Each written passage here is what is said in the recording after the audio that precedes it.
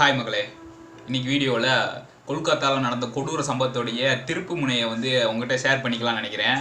Right, என்ன நடந்துச்சு அப்படின்றத வாங்க பார்க்கலாம்.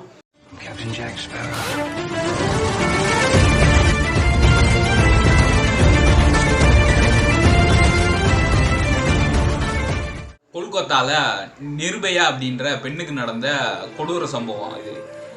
நிர்பயா அப்படின்னு சொல்லும் போது நம்மளுக்கு டெல்லியில் நடந்த இன்சிடென்ட்ஸ் நம்மளுக்கு ஞாபகம் வரும். ஆனால் இப்போ திரும்பியும் அந்த நிர்பயா என்ற பெயரில் இருக்கக்கூடிய அந்த பெண்ணுக்கு வந்துட்டு, அதாவது மருத்துவ பயிற்சி பணி ஆட்டிட்டு வர அந்த பெண்ணுக்கு வந்துட்டு இந்த இன்சிடென்ட் நடந்திருக்கு. இவங்க வந்து பிஜி செகண்ட் இயர் வந்து அந்த ஹாஸ்பிட்டலில் பண்ணிட்டு இருக்காங்க. இப்படி இருக்கிற சூழலில் வந்துட்டு இவங்க எந்த மாதிரியான ஆள் அப்படின்னா, இவங்களுக்கு வந்து மருத்துவன்றதை வந்து ரொம்ப ஃபேஷனாக விரும்பி எடுத்து பண்ண ஆரம்பிச்சிருக்காங்க. எந்த அளவுக்கு அப்படின்னா, கடந்த 34 மணி நேரம் பணியாற்றக்கூடிய ஒரு மாணவியாக அவங்க வந்து இருந்திருக்காங்க. இது மட்டும் இல்லாமல் பக்கத்து வீட்டுக்காரங்களாக இருக்கட்டும், இல்லை கூட சக மாணவர்களாக இருக்கட்டும், வர பேஷண்ட்டாக இருக்கட்டும், எல்லாத்துக்கிட்டையும் ரொம்ப அன்பாக பணிவாக இருக்கிறவங்களா ஒரு நபராக இருந்திருக்காங்க.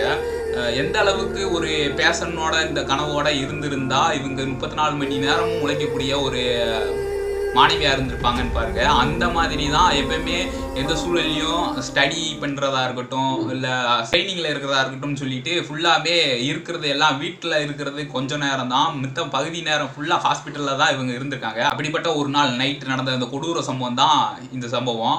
கடந்த 9ஆம் தேதி இரவு 3 மணி அளவில் அவங்க வந்து ஸ்டடி ஹாலில் வந்துட்டு, அதாவது கருத்தரங்கத்தில் படிச்சுட்டு இருந்திருக்காங்க. படிச்சுட்டு இருந்த சூழ்நிலையில் அந்த இடத்துல படுத்தும் தூங்கிட்டாங்க. 3 மணி நைட்டு நள்ளிரவு 3 மணி அளவில் வரைக்கும் அவங்கள பார்த்ததா அங்கே இருக்கக்கூடிய ஊழியர்கள் வந்து கூறாங்க. இதுக்கப்புறம் தான் இந்த கோர சம்பவமானது நடந்தேறியிருக்கு. இந்த சம்பவம் நடந்து மறுநாள் காலையிலேயே சம்பவத்தை தெரிஞ்சு போலீஸ் அவர்கள் வந்து அங்கே அந்த பகுதிக்கு வராங்க. வந்து சிசிடிவி கேமராவை செக் பண்ணி பார்க்கும்போது தான் தெரிய வந்திருக்கு இதுக்கான முக்கிய காரணம் யார் அப்படின்றத.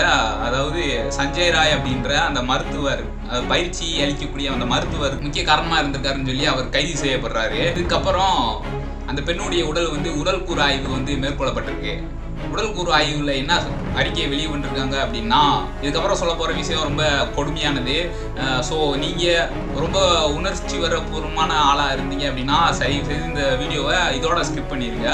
என்ன நடந்துச்சு அப்படின்னா, அந்த உடல் கூறு ஆய்வு செஞ்ச மருத்துவர்கள் ஒருவரான அந்த ஹாஸ்பிட்டலில் இருக்கக்கூடிய ஹெச்ஓடி, அது மட்டும் இல்லாமல் இந்த பெண்ணுக்கு அவரும் கிளாஸ் எடுத்திருக்காரு. அந்த சுபர்நாத் கோசாமின்ற அந்த ஹெச்ஓடி மருத்துவர் வந்து சொல்லக்கூடிய அந்த ரிப்போர்ட்டில் இருக்கக்கூடிய விஷயத்தை பார்த்துட்டு அவர் சொன்ன விஷயம் என்ன அப்படின்னா, கண்டிப்பாக இதை வந்து ஒரு நபர்னால செஞ்சுருக்க வாய்ப்பு இல்லை, இதில் பல பேர் சம்மந்தப்பட்டிருக்காங்க அப்படின்றத வெளியிட்டிருக்காரு. என்ன நடந்திருக்கு அப்படின்னா, அந்த பெண் வந்து கண்ணில் கிளாஸ் கொடுப்பாங்க. அந்த கிளாஸ் உடைக்கப்பட்டு அந்த சில்லானது கண் வழியாக குத்தி ரத்தம் ஒளியிட்டு இருந்திருக்கு. அந்த சூழலில் அவங்க வந்து அந்த கொடூரத்தை தாங்கிட்டு இருந்திருக்காங்க அப்படின்னு சொல்லி சொல்கிறாங்க. அதுக்கப்புறம் அவர் சத்தம் போட்டுறக்கூடாதுன்னு சொல்லிட்டு அவர் குரல் வலை வந்து நசுக்கப்பட்டிருக்கு. அதனால் தைராய்டு சுரப்பியை பாதிக்கப்பட்டு நின்றுருக்கு அப்படின்னு சொல்லி சொல்கிறாங்க. இதுக்கப்புறமா என்ன நடந்திருக்கு அப்படின்னா, அவருடைய பின்மண்டையில் தாக்கப்பட்டு பலத்த காயம் ஏற்படுத்தப்பட்டிருக்கு. அவருடைய காலானது 90 டிகிரி அளவில் விரிக்கப்பட்டு இடுப்பு முறிக்கப்பட்டிருக்கு அப்படின்னு சொல்லி சொல்கிறாங்க. கண்டிப்பாக இந்த விஷயம்லாம் ஒரு நபர்னால செஞ்சிருக்க வாய்ப்பே இல்லை அப்படின்னு கூறப்படுது. அப்படி இருக்கும் பட்சத்தில் சஞ்சய் ராவ் அப்படின்றவர் பாக்ஸிங் தெரிஞ்சவர் அப்படின்னு கூறப்படுது. இந்த சூழலில் அவர் இந்த செஞ்சிருக்கலாம் அப்படின்னு சிலர் சொன்னாலும், அவர் வந்து இன்னொரு விஷயத்தை, அதிர்ச்சியான ஒரு விஷயத்தை எடுத்து வைக்கிறாரு. என்ன அப்படின்னா, அது மட்டும் இல்லாமல் உடம்புல பல இடங்களில் பல காயங்கள் இருக்கிறதாகவும் சொல்லியிருக்காரு. 51 கிராம் ஸ்பேம் வந்து அந்த லிக்விடை வந்து அந்த பெண் உடலில் வந்து எடுத்திருக்கதா சொன்னார். இதுக்கப்புறம் தான் இந்த நியூஸ் வந்து இன்னொரு கோணத்தில் திரும்ப ஆரம்பிக்குது. என்ன, இந்த இதில் சம்மந்தப்பட்டவர், இதில் இன்னும் நிறையா பேர் சம்மந்தப்பட்டிருக்கதா சொல்ல வருது.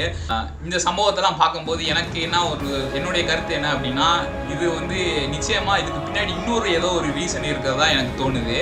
இது மட்டும் இல்லாமல் இல்லை அப்யூஸ் தான் காரணம், அவங்களுடைய அந்த காம உணர்வு தான் அதை தூண்டிருக்கு அப்படின்னு சொன்னாங்க அப்படின்னா, ரைட், ஒரு நபராக இருந்தால் அதை ஒரு நபர் சைக்கோ தனமாக இருந்து இந்த செயலை செஞ்சுருந்தாரு அப்படின்னா நடந்திருக்கு வாய்ப்பு இருக்குது. ஆனால் கிட்டத்தட்ட ஒரு கும்பலே செஞ்சு இந்த செயலை செஞ்சுருக்கு அப்படின்னும் போது அந்த கும்பல் ஃபுல்லாமே ஒரு சைக்கோத்தனமான அந்த உணர்வில் தான் இருந்துச்சா அந்த டைமில். கிட்டத்தட்ட 4 மணி அளவில் நடந்திருக்கு.